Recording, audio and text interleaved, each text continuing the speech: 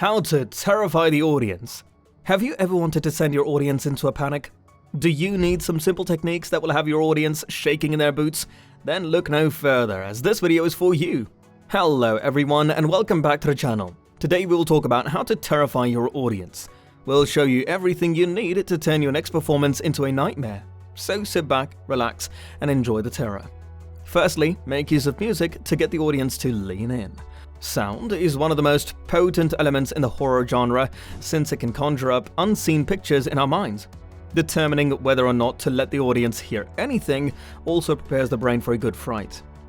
What makes it unsettling is the sound, design, and music, or lack thereof. Simon Kennedy said, "It's how far people want to lean in, only to be met with more noise than they expected. The highs and lows are what make a film frightening. When you turn off the sound, it becomes much less frightening." Don't forget to alter perspective by using close-ups. You may make an audience feel nervous by narrowing the frame with a sequence of close-ups. When you can't see the whole picture of what's going on around you, your imagination has more opportunity to go wild. "We want to utilize as few wides as possible," Simon Kennedy said. "We want to make it as claustrophobic, so you don't realize what you're missing beyond the frame." Another advice to terrify the audience by maintaining a firm grip on the actors' faces to feel minute details of anxiety. A close-up on an actor allows for a nuanced performance in addition to establishing a feeling of tension in the surroundings. And what's scarier than a character's gradual, creeping, fearful expression when you have no clue what he or she is gazing at? You may also emphasize the strange by using the frame and the color. The term uncanny was coined by Sigmund Freud and has been used extensively in the horror genre.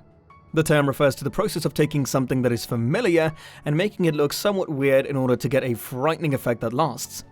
What are the steps you need to take to make that stunning shift?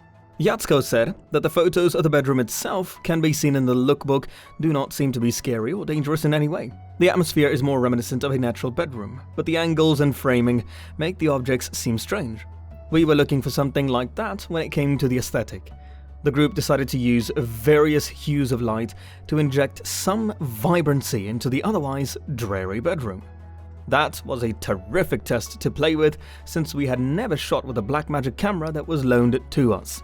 Yatsko said, "We had never shot with a Blackmagic camera that was lent to us. I suppose that the purpose of using the different colored lights was to provide an even more unsettling and peculiar visual impact.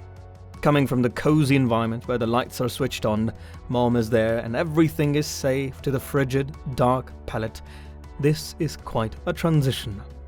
Lastly, but most importantly, you need to comprehend the reasons why your audience needs to be afraid. When you tap into something that people all across the world find unsettling at night, you have a powerful instrument at your disposal that can be used for more than simply to scare people. Simon Kennedy made a statement that "I feel horror in particular is about catharsis, where you have your terrible concepts that exist in your imagination reproduced on film." And he was referring to the genre of horror. It gives a physical form, which then allows you to address it in a way that is a little more authentic, but while still being inside this very safe, restricted, and regulated environment. Both The Shining and Rosemary's Baby are films that are quite interesting. Horror movies that are truly about psychological concerns tend to stay with you and turn into this eternal, primal fear. This brings us to the end of the video. Don't forget to like, subscribe, and share. Also, click on the notification bell to get notified every time we upload a new video.